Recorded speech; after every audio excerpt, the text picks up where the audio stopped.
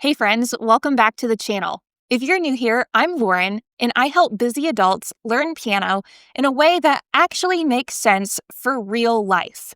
A few weeks ago, I posted part 1 of a video all about learning how to play piano hands together, and the response was fantastic. Clearly, this is something that so many adult pianists struggle with.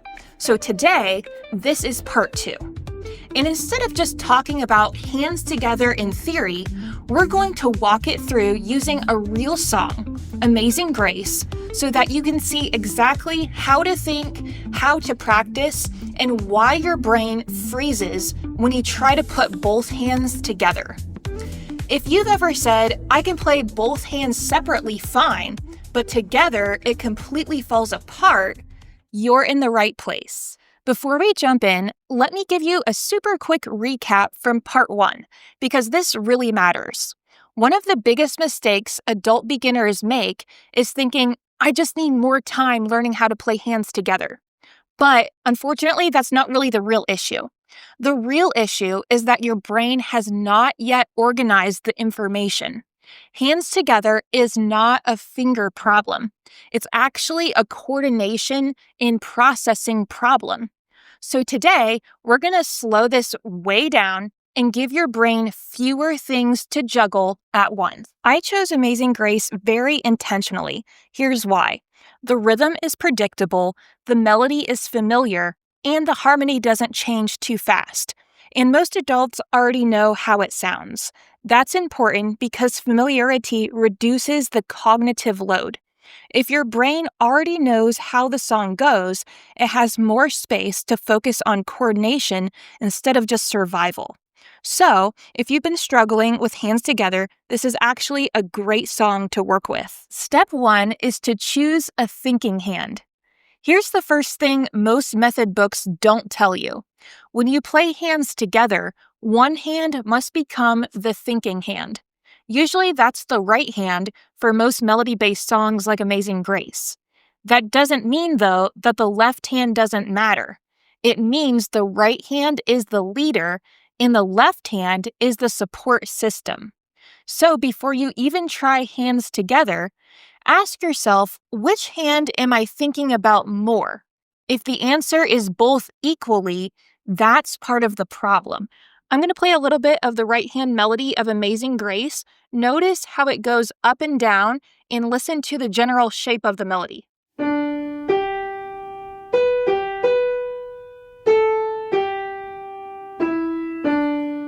Okay, now I'm going to add the left hand.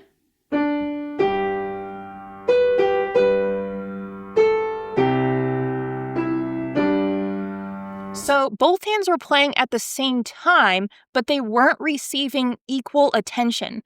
The right hand was the focus, and the left hand almost went on autopilot.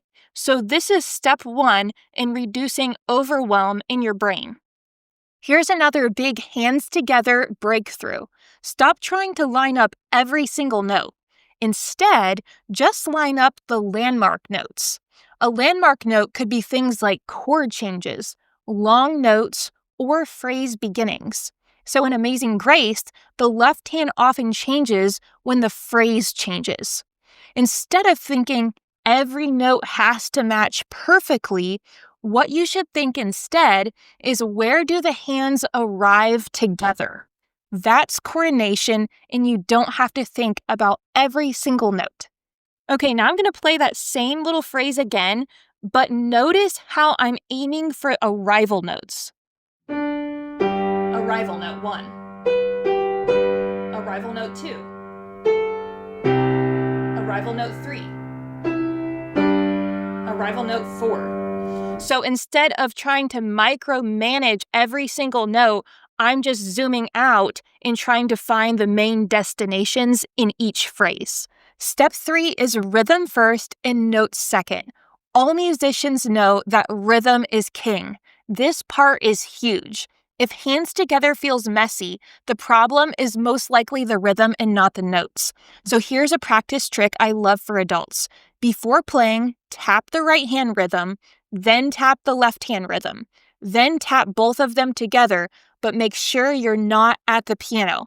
You want to take the keys out of the equation for right now and just teach your brain the timing before adding the piano and the fingers back in. Adults really actually do learn well with this once they give themselves permission to do it. The next thing I want to talk to you about is why slow practice actually works. I know play it slowly sounds obvious and extremely boring, but slow practice isn't about speed.